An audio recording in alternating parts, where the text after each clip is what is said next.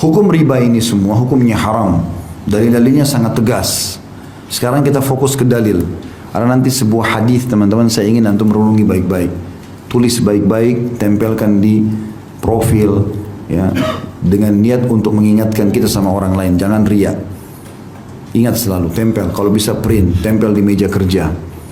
Tempel teman-teman, perhatikan, ini bahaya sekali. Bahaya sekali. Saya bacakan dulu ayat, itu hadis nanti yang saya bilang ya. Pertama firman Allah SWT dalam surah Al-Baqarah ayat 275.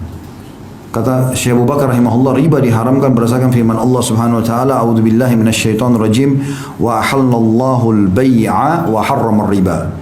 Padahal Allah telah menghalalkan jual beli dan mengharamkan riba. Jual beli silakan, transaksi jual beli. Riba tidak boleh. Ini saya pernah kasih contoh kalau soal ini ya. Jadi kalau misalnya seseorang mau beli mobil, dia nggak ada duit, maka dia boleh datang, saya boleh datang kepada teman saya mengatakan, saya mau beli mobil harganya 200 juta. Bisa kamu beliin nggak?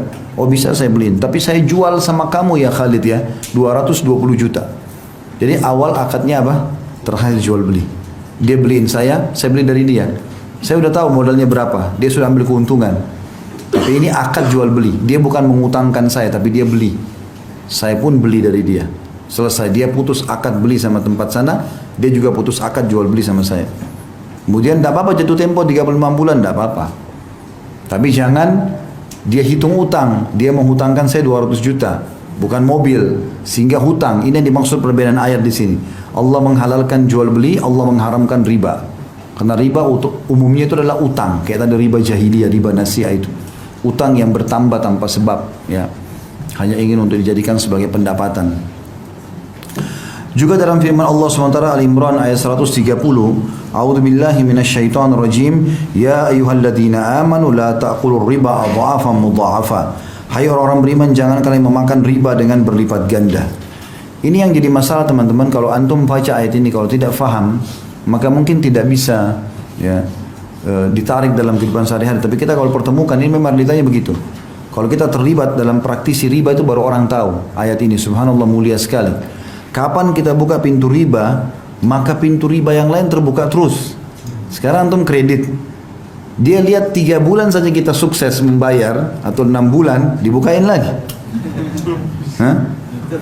Jadi terbuka lagi pintu riba yang lain. Kartu kredit itu makin besar harta antum, maka makin besar limitnya. Karena mereka berharap ada keterlambatan, 1-2 produk, 3-4 produk, maka hidup dari situ. Karena itu jadi masalah. Maka Allah sudah ingatkan, memang riba itu sifatnya adha'afan mudha'afa, sifatnya pasti berlipat-lipat. Jarang orang bisa riba sekali terus kemudian dia berhenti, kecuali dia taubat kepada Allah. Umumnya pasti terikat di sini, terikat di situ. Bahkan ada orang parah sekali, karena semua badannya riba. Odol, uang riba. Sikat giginya riba. Ya, sabun dipakai mandi riba, samponya riba, baju pakai riba, bantal tidur riba, sendok riba, gelas riba, semua riba, air minum riba. Kenapa? Pakai kartu kredit semua. Belanja bulanan gesek, yang bayarin bank, uang riba bukan? Bagaimana antum hidup begitu dari riba semua? Susu anak riba, celana dalam riba, haram semua. Gimana caranya nggak sadar ini? Maka ini poin, tangkap dulu contoh ini ya. Saya akan hubungkan dengan hadis yang saya bilang tadi, supaya betul-betul harus kapok ini, berhenti, nggak boleh tidak. Dan jangan takut berhenti teman-teman sekalian, karena bahaya sekali, ancamannya berat. Ya, maka dia akan terus berlipat-lipat itu. Seperti kasus kita bilang, enggak, saya tidak kena bunga kok, misalnya tadi kayak riba nasiah. Tapi kalau antum telat jam 12 malam lewat 1 menit saja, udah kena. Oh kan bunganya cuma 50 ribu. Bukan masalah 50 ribunya, kena hukum ribanya. Riba itu mau 1 rupiah ke atau 10 ribu rupiah, sama saja. Dia intinya kena riba. Itulah. Kemudian Nabi SAW merincikan kedua ayat di atas. Sabda pertama adalah hadits Abu Daud nomor 333, Ibnu Majah nomor 2277 dan Tirmidzi nomor 1206, dan beliau mensahihkannya. Kata Rasulullah SAW, la'anallahu akilar riba wa mu'kilahu wa syahidaihi wa katibah. Allah melaknat pemakan riba. Makna melaknat, diangkat berkah hidupnya. Kalau makan tidak pernah cukup, pakai baju tidak pernah cocok, rumah tangga ribut terus, ada anak sakit, macam-macam. Allah melaknat pemakan riba, pemberi riba, yang mengambilnya dan yang memberikan, Dua orang saksinya dan pencatatnya. Pegawai, staf, tulis, tanda tangan, ya segala macam sama. Masuk dalam masalah ini. Berarti tidak ada yang bisa lolos nih. Jadi kan, kena semua. Saya kan cuma pegawai, tidak tahu apa-apa, nggak bisa. Siapa suruh kerja di situ? Ya, nggak bisa. Haram. Ya, nggak bisa kita cari halal ya teman-teman. Ya. Lebih jelas lagi hadis Nabi SAW, perhatikan baik-baik. Dikatakan oleh Nabi SAW dan hadis ini diriwayatkan Imam Ahmad nomor 21.450. Sanadnya dikategorikan sahih. Renungi baik-baik hadis ini. Kata Nabi SAW, dirham riba ya'kuluhu ar-rajul wa huwa ya'lam ashaddu min 36 zanyah. Satu dirham dari hasil riba yang dimakan oleh seseorang sedangkan dia mengetahuinya, dosanya lebih berat daripada 36 kali berzina. Antum zina sama 1, 2, 3, 4, 36 perempuan, itu baru sama dengan 1 dirham riba. 1 dirham itu 10.000 rupiah, 5.000 rupiah. Ambil bunga bank. Itu sudah 36. Bagaimana kalau kita kerja di sana, gajinya 5 juta? Nah, antum hitung sendiri. Kalau 1 dirham 36 kali berzina, kalau sekian juta berapa kali itu? Ini zina loh ini. Dan ini teman-teman sekalian, Nabi SAW memberikan gambaran agar orang faham. Karena umumnya zina orang tahu itu haram. Zina sama perempuan yang tidak halal bagi laki-laki itu orang tahu bobotnya berat. Selalu diingatkan. Di sini Nabi SAW datangkan 1 dirham riba. Bukan Nabi mengatakan misalnya 100.000 dirham riba. Enggak, 1 dirham riba. Paling kecil. Sama dengan 36 kali zina. Sudah faham sampai sini? Ini hadis yang lebih tegas lagi. Perhatikan setelahnya. Kata Nabi SAW, ini luar biasa teman. Saya kalau baca ini merinding, subhanallah. Hadis ini tegas, ini yang saya bilang tadi. Hadis ini disahihkan oleh Imam Hakim dalam kitab Mustadraknya. Kata Rasulullah SAW, Ar-riba 73 baban aisaruha ayyankiha rajul ummah wa inna arba riba irdur rajulil muslim. Kata Nabi SAW, riba itu memiliki 73 pintu, 73 tingkatan. Yang paling rendah, yang paling ringan, setara dengan seseorang berzina dengan ibunya. Ya? Itu berat sekali. Paling rendahnya sama dengan berzina dengan ibu. Teman-teman harus tahu ya, dalam bab zina, hukumannya beda-beda. Level-levelnya. Yang paling ringan dalam masalah zina adalah berzinanya orang. Dia pergi ke tempat zina, lalu dia zina, dia bayar pelacur, selesai. Itu yang paling ringan. Tapi itu juga sudah dosa besar. Ada di atasnya, zina lebih berat daripada itu. Berzina dengan istri tetangga, pasangan tetangga. Itu ditanyakan oleh Nabi SAW. Kata para sahabat, ya Rasulullah, dosa apa yang paling berat? Kata Nabi SAW, engkau berzina dengan pasangan tetanggamu. Tentu kalau orang zina dengan istri tetangga, berarti si istri tetangga zina sama suami tetangganya, kan gitu. Kenapa tetangga? Karena orang yang paling dekat. Sampai kata Nabi SAW, Jibril selalu mewasiatkan kepadaku untuk mengingat dan berbuat baik dengan tetangga sampai aku kira tetangga mau dapat warisan. Walaupun tetangga itu orang kafir, tapi kita berbuat baik. Nabi SAW waktu di Mekah itu disakiti dengan Abu Jahal, Abu Lahab, kena tetangga semua. Nabi SAW tinggal di rumahnya Khadijah. Khadijah rumahnya di komplek mewahnya Mekah. Sebelahnya toko-toko Quraisy semua. Hampir tiap hari pintu rumahnya ditaruh kotoran, taruh sampah. Nabi SAW sambil senyum, mengangkat sambil mengatakan, beginikah kalian bermuamalah dengan tetangga? Nabi nggak balas, karena tahu ini bahaya. Kalau dibalas maka hukumannya sama nanti. Gitu. Jadi ini luar biasa. Gitu. Zina dengan tetangga. Lebih lagi di atasnya, zina dengan istri mujahid. Jadi kalau ada orang pergi jihad, istrinya si mujahid itu seperti ibu kita. Kata Nabi SAW, kedudukan istri para mujahid sama dengan ibu-ibu kalian. Seperti kita hormati ibu kita, harus hormati walaupun istri mereka masih muda. Bukan malah datang diganggu. Karena perempuan lemah. Pada saat suaminya jauh, dia bisa digoda. Laki-laki bisa memberikan hadiah, bisa berikan perhatian. Apalagi mereka pakai perasaan. 1 bulan, 2 bulan suaminya pergi, mulai ada WA syaitan. Kenapa sayang, butuh bantuan apa? Ini kalimat syaitaniyah. Orang bisa tergoda.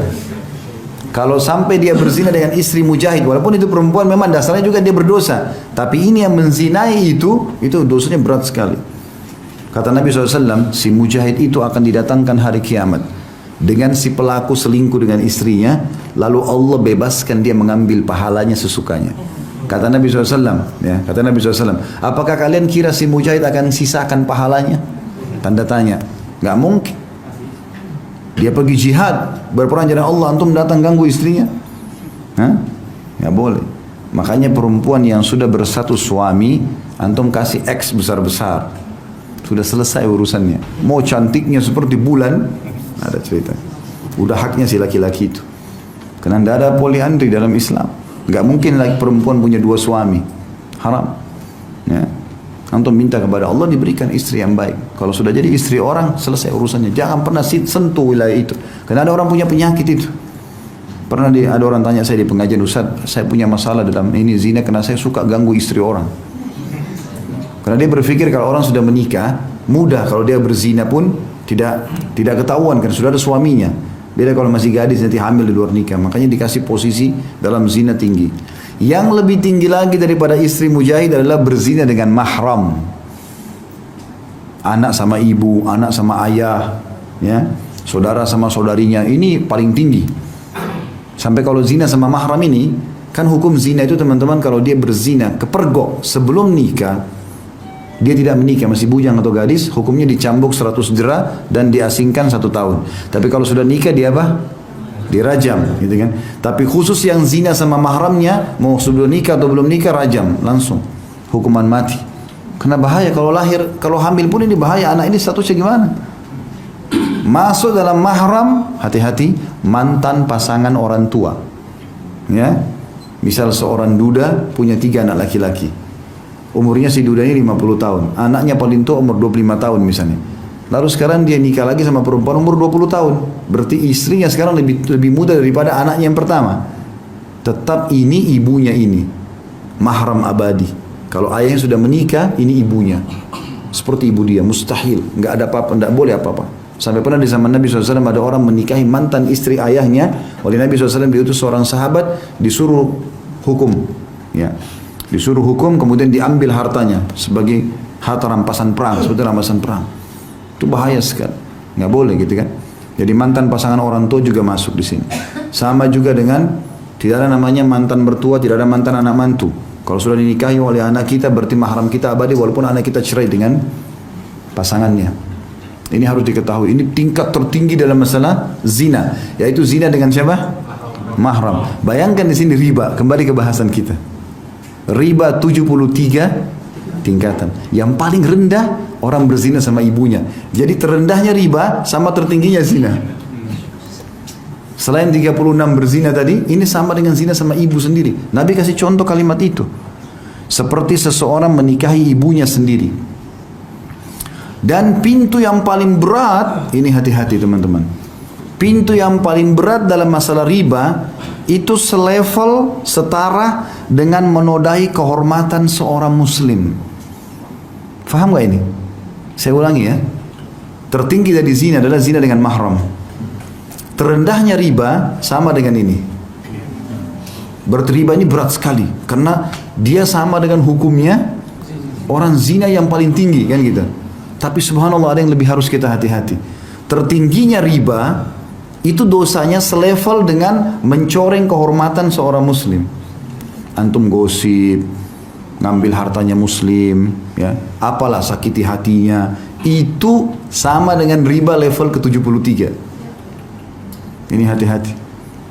Jangan antum buat masalah sama orang. Jangan sentuh hartanya orang, jangan hina orang, jangan caci maki, jangan buat musuh. Apalagi muslim, bahaya sekali. Bisa ditangkap nggak bahayanya nih? Ya, mencoreng kehormatan seorang muslim, merusak namanya, menggibah dia, memfitnah dia, segala macam, membongkar-bongkar aibnya. Ini selevel dengan dosa tertingginya riba. Ini naudzubillah minasyaitonir rajim. Harus hati-hati.